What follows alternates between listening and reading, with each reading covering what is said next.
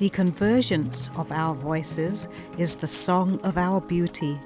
Many voices will speak here, the song woven through diverse notes.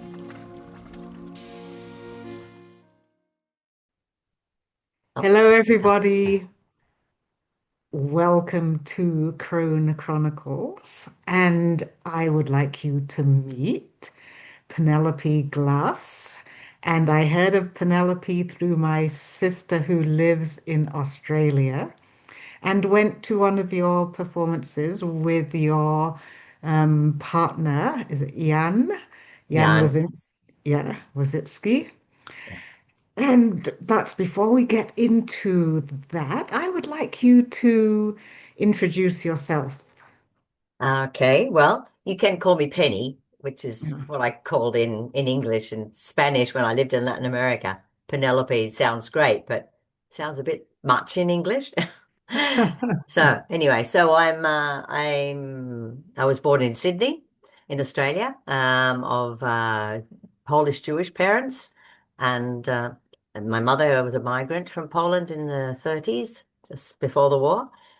Um, I describe myself usually as a community theatre worker, which means attempts to encompass the fact that I do everything, like, actor, director, writer, dramaturg, administrator, financial person, coordinator of community projects. So really in my theatre life, I've devoted, I would say, most of that, or if not all, to work outside conventional theatre spaces, so outside mainstream theatre. What they call community theatre here, which is not amateur theatre as it is in the United States, but work with communities or for communities. So in Australia, I worked for a little over 20 years working with migrant communities and women and young people, and basically in the area of either performing to them, for example, did a lot of work in schools, and also working with them to create theatre. So when I moved to Chile, when I migrated to Chile in 1998, I continued that work, but of course the focus shifted to working more in las poblaciones, as they call them, the poor areas of Santiago, where I was living. And also, I guess this was sort of like a consolidation of all the work I'd done over all those years. I worked for 20 years with men in prison creating theatre. And I've come back to Australia for after the pandemic in 2022, and I've returned to what I originally was doing, which was performing. So with Jan, creating, devising shows, Yeah. mainly about, well, I suppose everything is about activism, about politics and issues and etc. So we've created a storytelling show that we have taken on the road for the last couple of years. Mm. So I'm not doing so much community theatre here as I did in Chile, but it's just a bit of a Yeah. shift. Yeah. Yeah. And why did your work with the prison population in Chile end? Oh, well, the prison service always has the possibility to just close the door on you if they feel like it. And when they've always had that power, and I think it was amazing that we lasted 20 years, Yeah. doing something that they never understood and sort of tolerated to Yeah. a certain extent.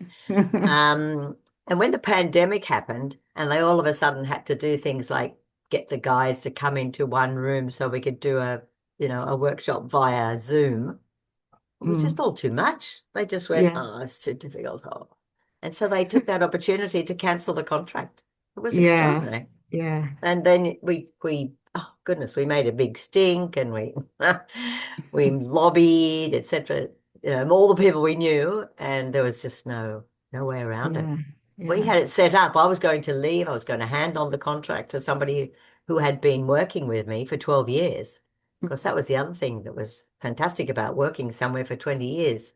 I was able to mentor this Yeah. other younger theatre director who is fabulous, and Sebastian. And he was quite devastated that he couldn't continue. It was quite traumatic, really, Mm. because there was Mhm. like talking to a brick wall. Yeah. Yeah. So despite And all the what was wonderful the things we've done. yeah. What was the work that you did there? Well, I think it really brought together all the work I've been doing previously with the focus on working collectively. So what Mm, not going in, running a program, I'm the director, we devise it, the theatre workers, and the guys just do it. Now, mm, instead of that, it was something where we developed this was very intuitive, I'd say, very over a long time. We just kept saying, well, what do you think we should do next? That we've done this. What do you feel like doing? What are the issues we want to talk about? So, which is part of our work anyway, but that then led to the guys saying, well, why don't we try and do a performance outside the prison? ah. Oh, okay, all right. That sounds pretty impossible. But we found one of the officers there was very open to the idea, and that was organized. And then they said, "Oh, that was great. So why don't we go a bit further? Why don't we go Mm. somewhere else?" And it just kept it going. Like it was extraordinary. And because there's so much chaos, the precedent of having been outside once and nothing having happened meant that okay, well maybe we could do another one, maybe we could do another one, and we ended up Mhm. performing in this community theatre festival, which I helped was one of the organizing committee of a very long running international community theatre festival in an open amphitheatre at 10 o'clock at night in one of the outskirts suburbs of Santiago, which is often where a lot of the prisoners come from. Mm. And it was extraordinary. We went there 8 times. I mean, that for me was, I never believed it until I actually saw the bus arriving.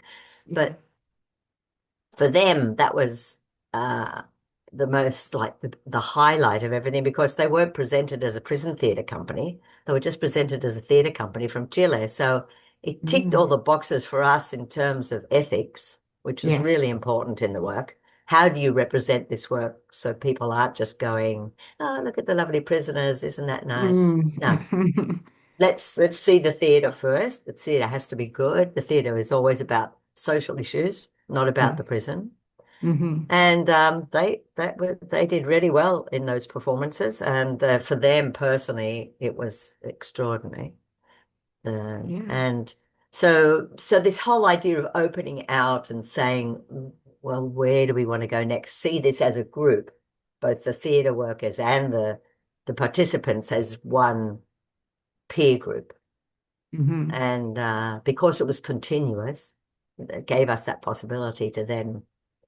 So then they had this idea of they wanted to talk to their past, they said. They wanted to work with juvenile offenders who were Ah. already in prison. Hmm. And so they proposed that idea. Why don't we try and do something in a juvenile detention center? And I'm going, oh, this is interestingly difficult. So it took 9 years Wow. to find someone in the juvenile service who would be willing to support it and Mm. help organize it, the logistics of it. And we did 14 days where we went to, this was over 2 years, we did 14 outings to juvenile detention from the prison and also joined by some of the guys who had been in the theatre company in the prison but were now released. So Ah. had this three like us as the theatre workers, the guys on who are now in freedom, and the guys from the prison coming together doing a theatre program, a whole day theatre program with these young men, and Hmm. that theatre program devised by the guys in the theatre company, the adults, because they sort of knew, they said, well, we can't go there and lie to them. We've got to be honest. We've got to say what's going on, but we want to do it Hmm. through theatre. So I'd say, okay, so how will we do it? What games do you like? Which one should we start with? What do you reckon? And so it's like you're working with, teachers.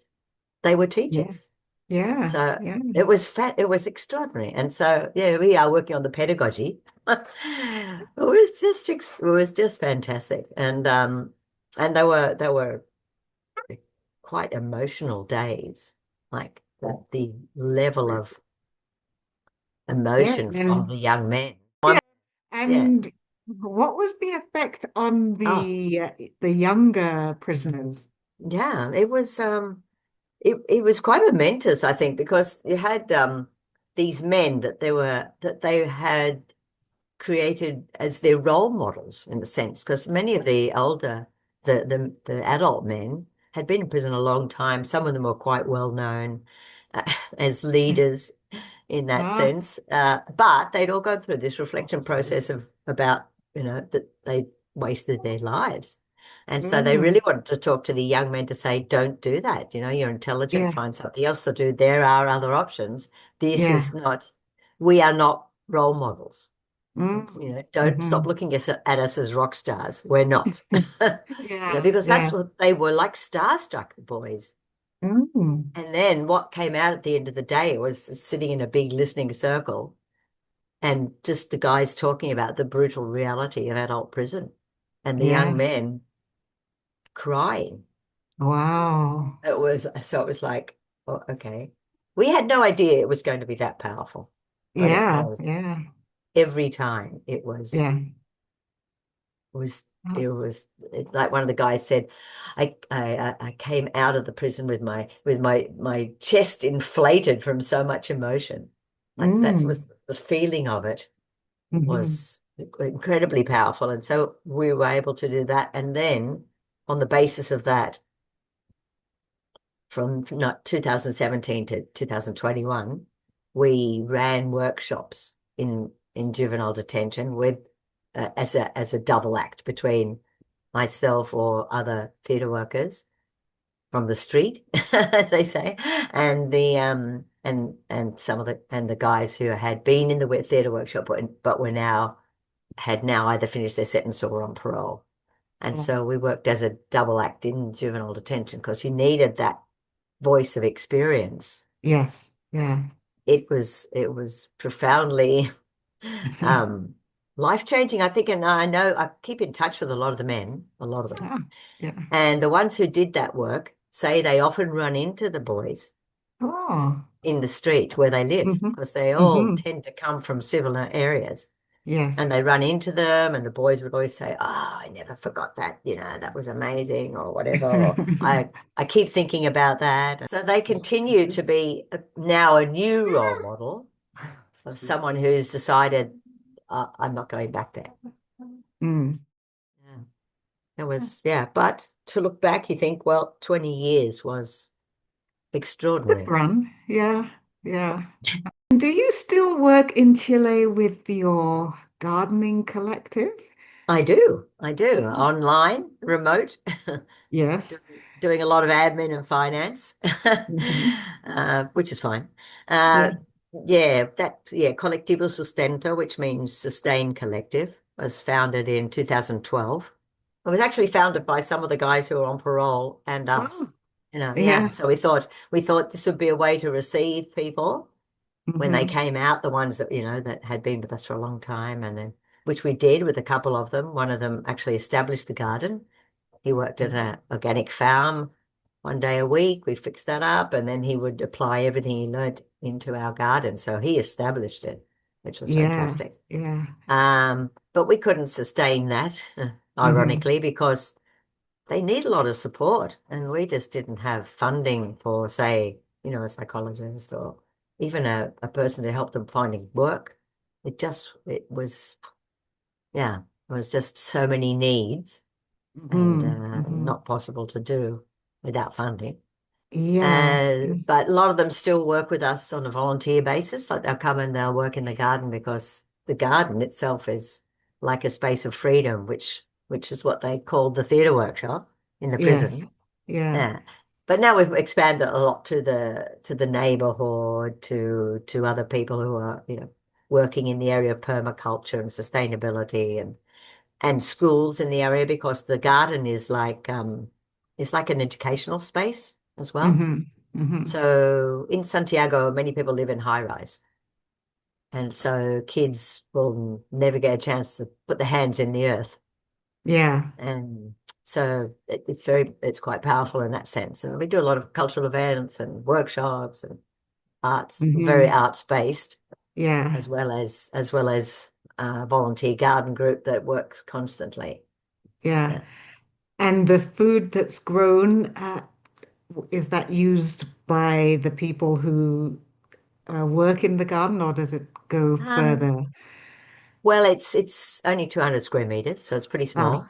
So yeah. we decided at the beginning that it would be enough to provide food for, say, the people who live in the house there Yes. with the Yeah. backyard, who are members of the collective, and perhaps a few others. And sometimes we have an excess, we sell Hmm. excess silver beet and stuff like that. But Yeah. it's mainly dedicated to medicinal herbs. So it became the springboard for a whole herbal health um, line of work in the Ah, collective. yeah. So Barbara, who runs the garden, is also a herbal health specialist, I guess you call it, but she's trained with an Indigenous health worker Hmm. uh, there, of the Mapuche background, which is the Chilean main Indigenous group in the south of Chile. So a lot of the herbal health that Barbara works on comes from that, um, from the Mapuche canon. Yeah.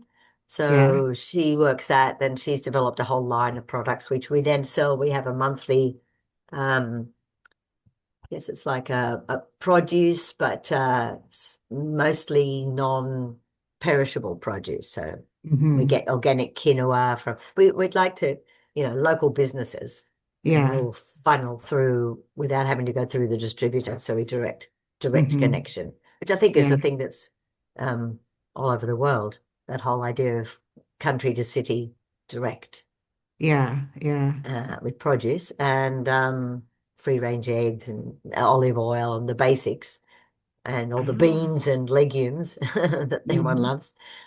And then with this whole line of health products that Barbara has developed, which the collective has supported her to develop. So I think it's like people who come into the collective and they have a particular thing they want to develop. It provides a platform. It provides, that again, that collective thing of saying, well, what do you think about this idea, and where should we go with this? Yeah. So there's always, I think I see it as really similar to the prison work because Hmm. it's about a simpler way of living, Yeah. about a Yeah. that's not within the terribly um, ah, brutal neoliberal system that exists in Chile, where it's very, Hmm. very dog eat dog and Hmm. very income inequality, very high income inequality. Yes. So these sorts of actions, which are part of a whole resistance movement in Hmm. Chile, uh, these actions on a local level are sort of like an alternative to just living dog eat Yeah. dog, Yeah. competitive, individualist. It's the opposite, it's collective, Hmm. it's Yeah. slow, it's over time, it's simple. Just get in there, get into the earth, see uh, how the plants are growing, save the seeds, look at the cycle. Yeah. And the theater was the same, go into your body, develop an awareness of your body.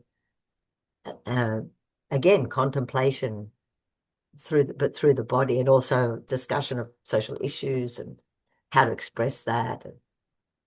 A lot of the men in the prison have, for example, have either not had any education or very little education. So this is also that's why we went into all this educational. We saw the educational possibilities of this work as well. So Hmm. it's this reaction to neoliberalism, but also an alternative education process in a sense. Mm. Yeah. Sounds like a really great model for other people Oh, to pick up in many different places, I think. yeah.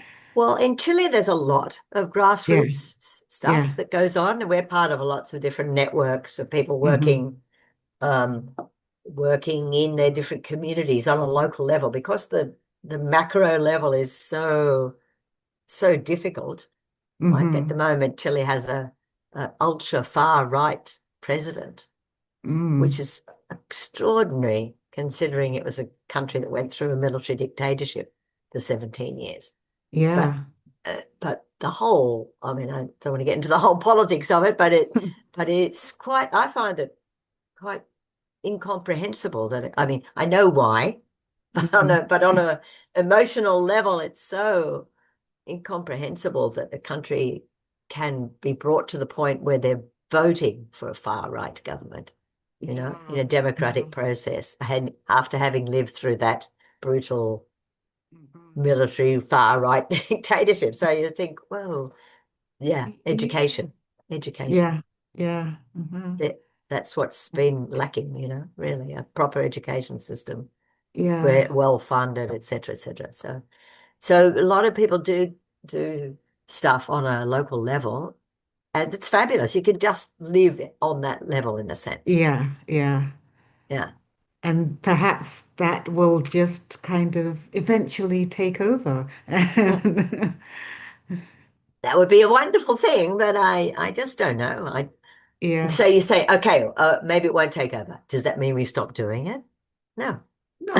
No. So yeah, I would hope that people would understand a bit more uh, the importance of the arts and creativity in people's Hmm. lives, in humanity's life, um, because all this stuff is it's not, we're not inventing the wheel here. This is, so many people know this, and it's been proven the important healing effects or educational use or just human collectivity of human collectivity, and the arts is so well acknowledged, and yet seems to not be there at schools or Yeah. anywhere Yeah. else. Like Hmm. it's a real disconnect. But Hmm. Hmm. yeah.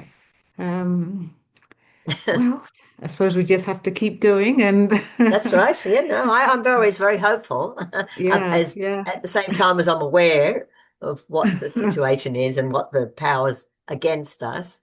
But Yeah. I really believe in this because I've seen it. I've seen the effect on the guys who are in prison who I now see and keep in contact with, and they remember every things that we did, and they have told me how much it affect has made them rethink their life and how they're going to now reestablish their life in Hmm. out of the prison, because most of them have been there in a long time. Yeah. And it would be very easy for them to slip back into, Hmm. whatever they did before because it was easy and all that. Yeah. And they make a joke. They say, "Oh, Penny, you've stuffed me now. I can't do anything without thinking about it twice." And basically, when they committed their crimes, it's because they never thought. They just did it.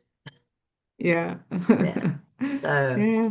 so they discovered things about themselves that, the great skills that they have, Hmm. that they never knew before, like organizing. One guy who was very good at organizing, little raffles and stuff like this in the prison, and he had a little shop going until they closed it down. But he now runs a big section of the main produce market.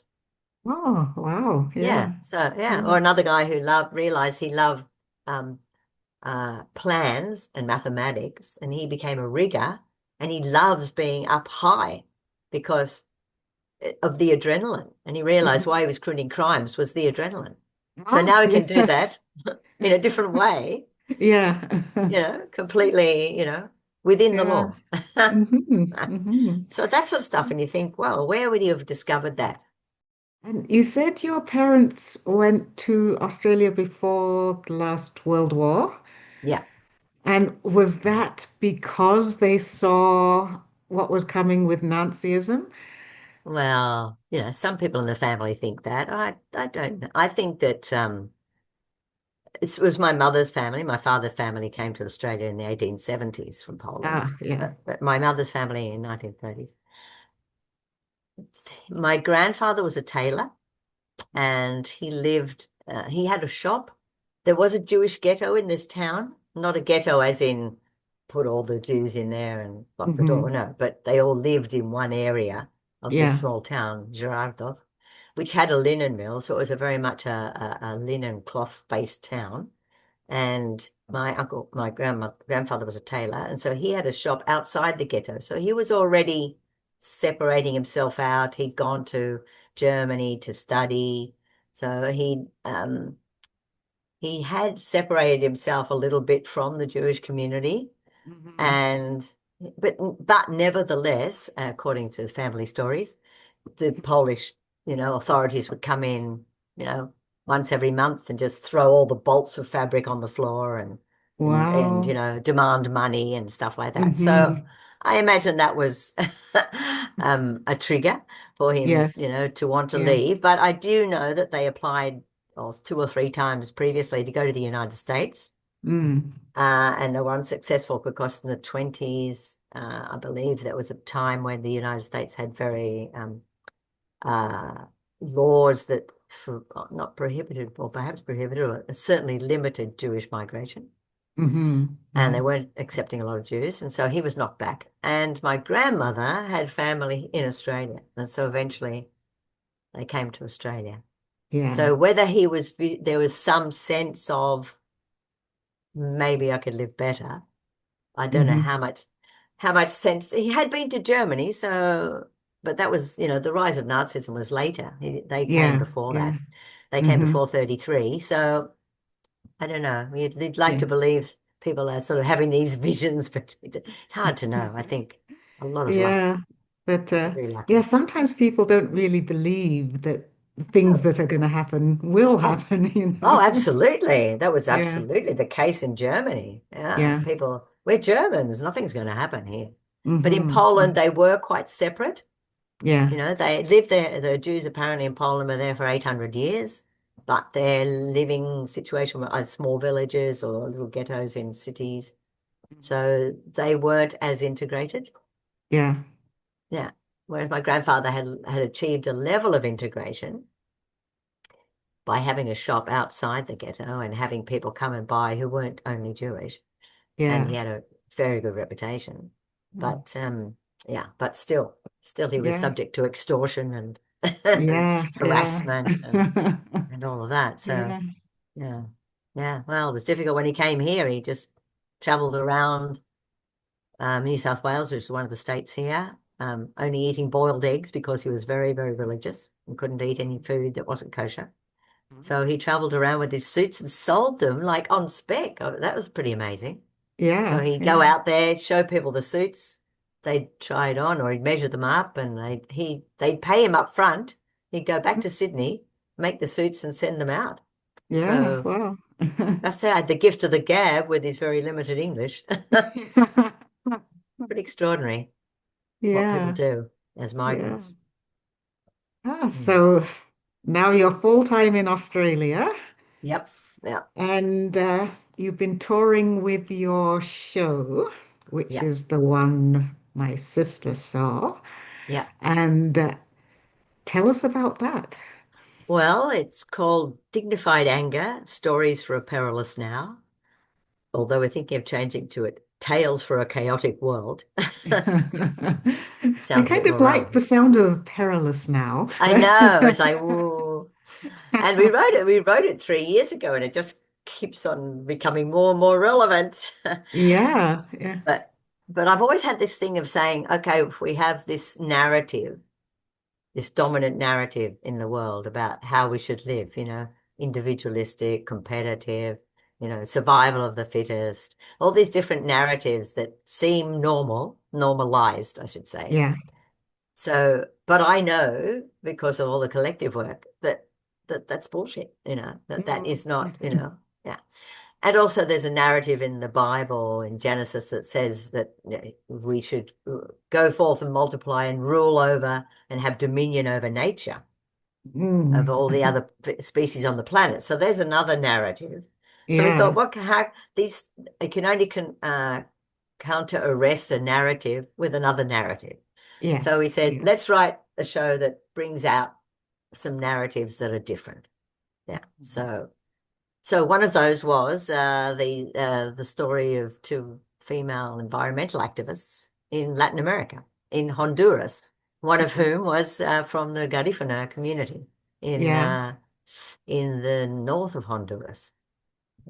these are stories that I read in a book because I was searching for information about a concept that they have in Latin America called buen vivir, which means good living or living well.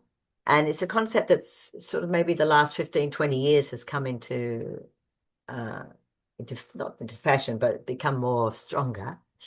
But it's based on a combination of indigenous cosmovisions, like the idea Mm, that care for the family, care for the community, care for the planet, um, and that we're all part of the universe. So it's a whole thing of re-looking at how we live our life.